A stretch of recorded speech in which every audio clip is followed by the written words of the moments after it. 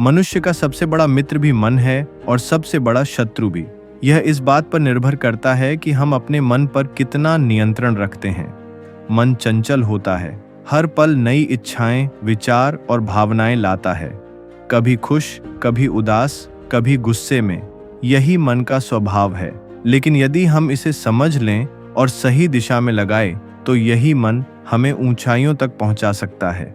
सबसे पहले जरूरी है कि हम मन को दबाने की कोशिश न करें, बल्कि उसे समझने की कोशिश करें।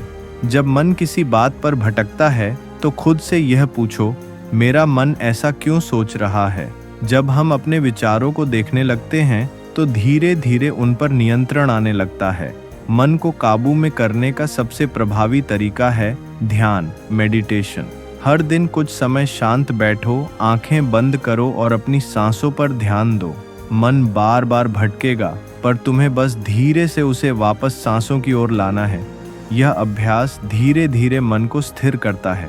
ध्यान केवल कुछ मिनटों का अभ्यास नहीं, बल्कि जीवन जीने की एक शैली है जो हमें वर्तमान क्षण में जीना सिखाती है।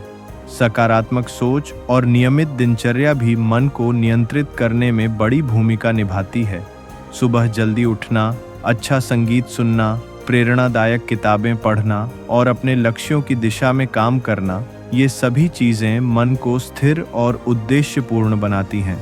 मन तभी अधिक भटकता है जब वह खाली या दिशाहीन होता है। इसलिए किसी न किसी अच्छे कार्य में मन को लगाना आवश्यक है। इंद्रियों पर नियंत्रण भी जरूरी है। आज के समय में मोबाइल, सोशल मीडिया और इच्छाओं की अधिकता ने मन को और अस्थिर बना दिया है। थोड़ा थोड़ा संयम रखो, खाने, बोलने और सोचने में। जब तुम अपनी इंद्रियों को साधने लगोगे, तो मन अपने आप नियंत्रित होने लगेगा। इसके अलावा नाम स्मरण या प्रार्थना मन को शांति देने का सुंदर माध्यम है। जब हम किसी ऊंची शक्ति से जुड़ते हैं, तो हमारे अंदर का अहंकार और अशांति धीरे धीरे समाप्त होने लगती है। सबसे महत्वपूर्ण बात है वर्तमान क्षण में जीना। जो भी काम करो, पूरे मन से करो। जब हम अपने हर कार्य में पूर्ण रूप से उपस्थित होते हैं, तब मन भटकता नहीं। संक्षेप में, मन को काबू में करना एक दिन का काम नहीं है। यह एक धीरे धीरे विकसित होने वाली प्रक्रिया है। ध्यान, अनुशासन, सकारात्मक विचार और आत्म जागरूकता, ये 4 स्तंभ मन को स्थिर करने के मुख्य उपाय हैं।